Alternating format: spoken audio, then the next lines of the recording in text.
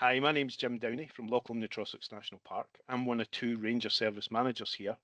Loch Lomond Trossachs National Park is Scotland's first national park designated in July 2002. The park's about 720 square miles in area and covers habitats from marine lochs to mountain tops, woodlands and grasslands. The Loch Lomond section straddles the Highland boundary fault, which sits between the Highlands and the Lowlands of Scotland, and where we see kind of lowland features to the south and the gateway into the Highlands up into the north.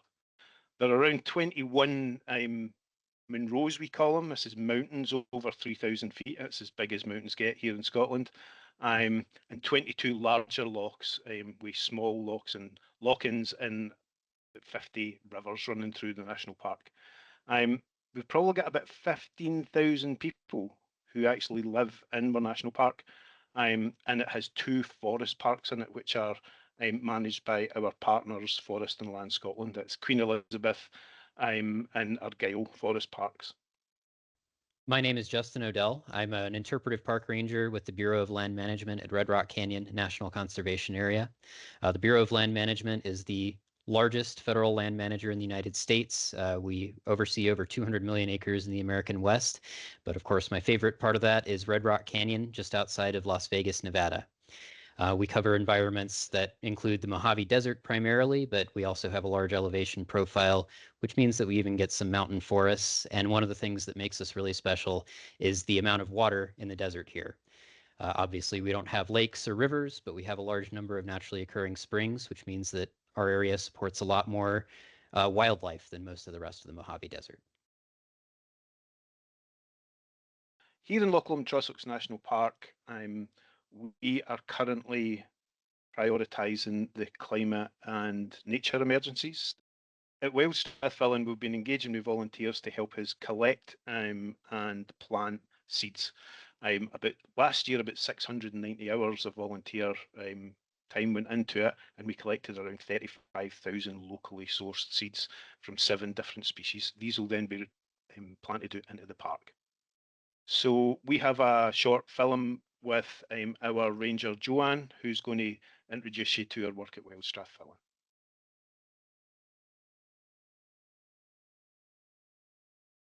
Hello, so my name's Joanne and I'm a ranger at Loch Lomond Trossachs National Park. As part of Wild Strafe, we are working towards restoring the habitat within the local area. We've collected seeds from trees, native trees within the area, and we're nurturing them here for several years in hopes that they can be planted out on the hills again. Wild Strafe is a project which is managed by the Countryside Trust. This project is part of large-scale habitat restoration. This tree nursery is just one part of it. As part of the national park, we have a pool of conservation volunteers, which are a great resource in helping us achieve our goals. Part of the process for planting as many trees as we have involves going out and collecting all these different seeds, and it has to be done at different times of the year. Some seeds can be planted straight away. Other seeds, though, they need to be tricked into thinking that they've gone through winter, so you have to freeze them for several months, make them think, oh, I've had a winter too, and then bring them out and plant them. They are planted initially in very small pots, and then once they get big enough and their root tries to escape out the bottom, we'll plant them into a bigger pot, which they'll then remain in for at least 2 years, and it's within that pot that they'll then be moved out into the wilds. We face a lot of the same challenges in these global conservation issues. Climate change is impacting the Mojave Desert. The biggest similarity I saw immediately was increasing visitor numbers as a challenge. We both measure visitation in the millions, and here at Red Rock Canyon, if people hike off trail, it can damage a lot of sensitive soils. But for more on that and other sorts of visitor impacts that we see as more and more people discover how much they love Red Rock Canyon, we're going to go to Marissa Dahlwater-Miracle and Mary Boyle, two of our natural resource specialists who can talk a little bit more about those impacts. Two of our most popular recreation activities in Red Rock include rock climbing and hiking. When these are done in excess or not following our rules, they cause really negative visitor impacts. For example, this is a bouldering route, and a person who's bouldering would put down a mat and you can see how it's crushed the vegetation. You'll also find boulders completely denuded of vegetation all around it from footprints and just overuse. So with the growing popularity of hiking and being at the wildland-urban interface, we see the proliferation of social trails with people going off-trail. Our soil type is especially vulnerable to this type of off-land travel, either by bikes, by people, by off-road vehicles. With just a few passes, the path can be there from decades or even longer.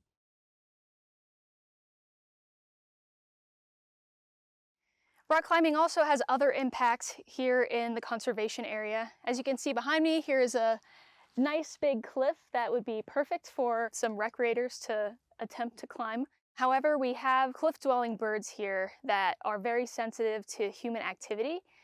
Birds such as raptors will use these cliffs as nesting sites, and they can abandon their nests if they are too often disturbed by climbers. So litter is another way that visitors impact our wildlife.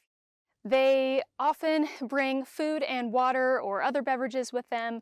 It's a necessity of enjoying the desert since you need to be fueled and hydrated. However, when you leave it in nature, wildlife often are impacted by this litter. They become habituated to people, and that increases the risk of human-wildlife conflict.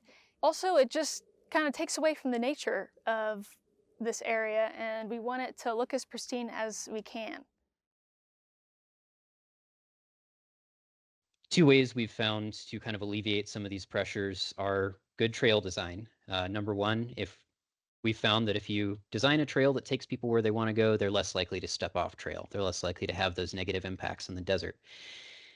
And number two, we implemented in 2020 a timed entry system specifically for our scenic drive portion of the conservation area. For more on both of those, we're going to go to one of our field rangers, Ben Cortez, who will talk a little bit about trail management and how we implement timed entry.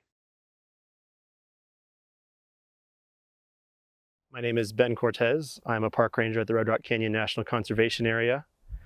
We have a lot of trails throughout the desert here, and there's not a lot of vegetation to wrangle people in, so we have to employ different techniques.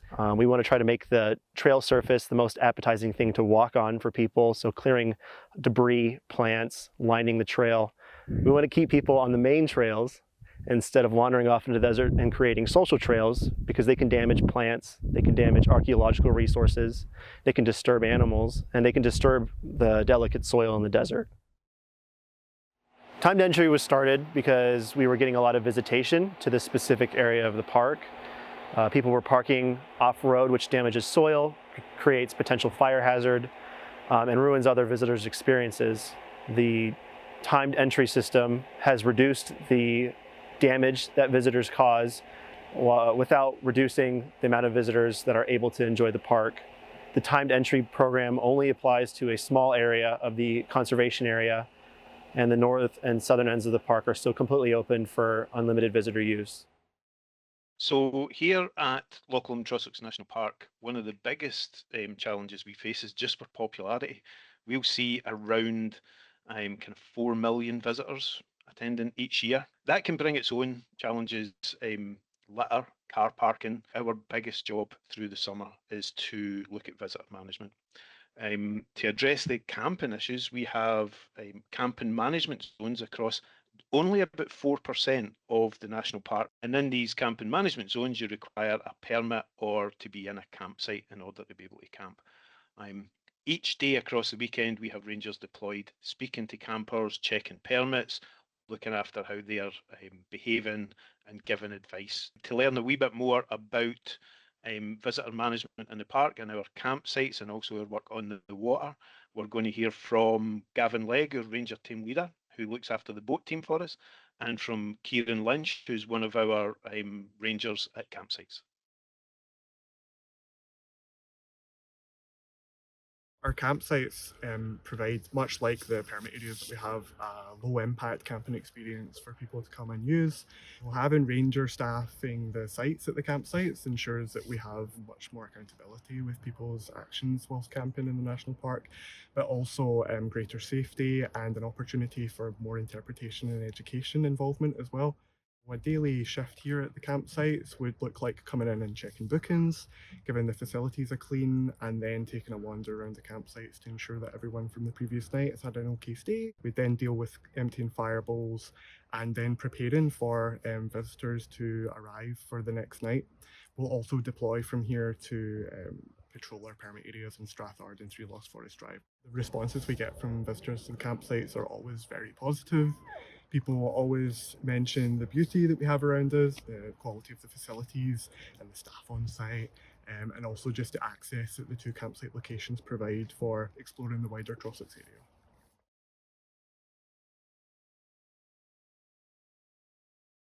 To assist with visitor management on Loch Lomond, we have rangers patrolling on the loch.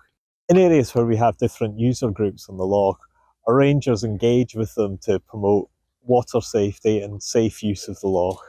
Our rangers engage with visitors on a daily basis, but where necessary also enforce our bylaws. It's not only that job that we do. Out on the loch we have infrastructure such as buoyage, which we continue to maintain, and we also work with landowners in conserving some of the natural heritage on the islands of Loch Lomond. Another important part of our ranger role here at National Park is education and interpretation. We offer curriculum-based education to schools, mainly high schools. We do inclusion work to try and reach the more difficult to engage with groups. Try really hard to give taster guided walks and those kind of things to boost their confidence, but also to get to just open their eyes to what the park has to offer. And we have Balmaha Visitor Centre situated on East Loch Lomond. Balmaha Visitor Centre will see around 120,000 visitors a year, and gives us a real opportunity to speak to visitors when they're on their visit. So we're going to see a short film by Louise, and Louise is one of our National Park Rangers who's based out of the Visitor Centre, and she'll introduce that for us.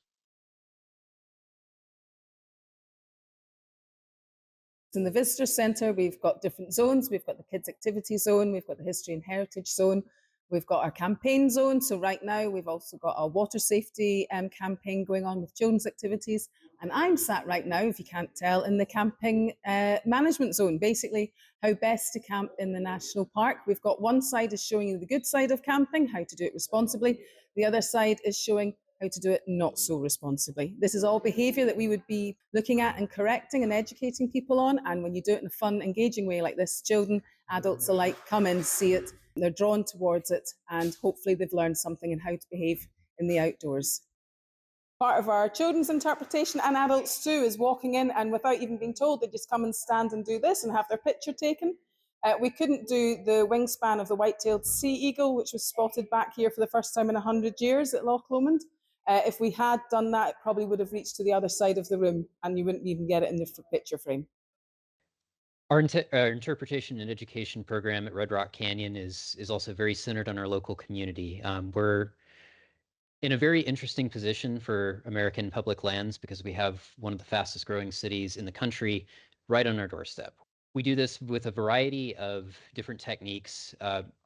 We do a lot of curriculum-based education programs. We do that through our partner organization, Southern Nevada Conservancy, but we're also trying to bring in more diverse sorts of programming like poetry events, speaker series, and these kind of events will hopefully open those doors to new people to find ways to love Red Rock Canyon and the Mojave Desert. But for more about education and interpretation, we're going to go to Chad Hoeing at the Red Rock Canyon Visitor Center to talk a little bit about how we engage with our local communities. Welcome to Red Rock Canyon National Conservation Area's Visitor Center. My name is Chad Hoeing, and I'm an interpretive ranger here at the Conservation Area. Our Visitor Center is often the first stop for many people, both out of town and locals, who are coming to learn a little bit more information about the area. We try to make sure people understand what a National Conservation Area is, why it's so important, and how they can do their part to help conserve it. Here at our Visitor Center, we try to do all sorts of different types of interpretive programs, whether that's Visitor Center walks, art programs, or even presentations and speaker series. All of these programs are designed to help connect people to their public lands and help them understand why these places are so important to help preserve. We try to connect with all sorts of different people, including those from underserved communities, local areas, and people who are visiting Red Rock Canyon for their first time. So most of our volunteers at Red Rock Canyon are organized through our partner organization, Friends of Red Rock Canyon. A couple of the really important jobs that they do, and number one that a lot of folks might not think about, is just being at the visitor center, staffing the desk. For the rest, we're going to go to Christina Bishop, who's the assistant director of Friends of Red Rock Canyon. She's going to talk a little bit more about some of the specific jobs our volunteers do, including canyon cleanup, one of my favorite events. I'm Christina Bishop. I work with Friends of Red Rock Canyon. We are the nonprofit philanthropic arm here to Red Rock Canyon NCA. We have over 250 volunteers here at Red Rock Canyon NCA, and they are all locals to the area. Trail maintenance and resource maintenance, tortoise habitat, native plant, invasive species, and canyon cleanup. We pick up glass, nails, micro trash, we pick up pieces of wood, we pick up sheds, we pick up cans and plastic. We also have trail maintenance. That happens twice a month starting in September. And there we will rebuild trails that have been washed out from our monsoon season or any other weather event. It's a feeling of accomplishment. It's a feeling of giving back. It's a feeling of being part of something. You're a part of something that's so much bigger than you. It's a part of a community. And it really has brought a lot of people together. Here at National Park and as a ranger service, we really couldn't do our job without volunteers. I always say to our rangers, if you can be doing a job and you always try and get volunteers involved, double your numbers, triple your numbers, so that you get more done, but you also get the volunteers' input into that as well. And we're going to hear from Charlotte, who in her video is on Inchkilloch doing some of that, just that kind of work.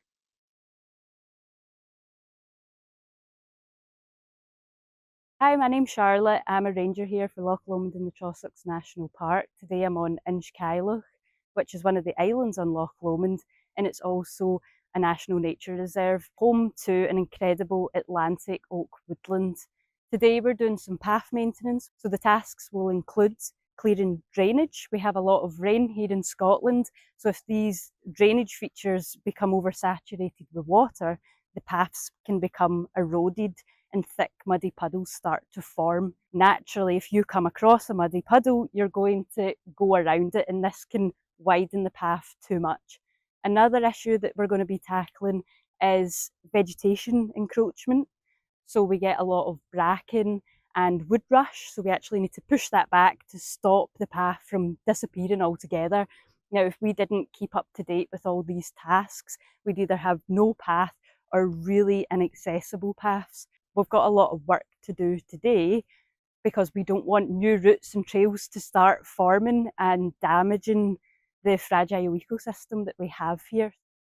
I really appreciate you taking the time to sit down with me and talk about some of our shared conservation issues and the amazing work that our rangers do. And personally, I'd like to thank all of your rangers and your team for helping put this together, and just the day-to-day work they do connecting people with nature in Scotland. Thanks, Justin. It's been really nice to spend some time looking at the work that we do, as well as the work that you guys do, and looking at the similarities and differences, and how, much of the time we're doing the same job the world over. It's been really nice to meet you, and I'd like to say a big thanks for all the work that you've put in to pull this together. And again to both our teams for not just the work they do, but the work they've put into bringing these examples to life. And I suppose the only other thing to do is to wish everybody a happy World Ranger Day. Absolutely. And it's been a pleasure to meet you as well. And happy World Ranger Day to your team and all of your viewers.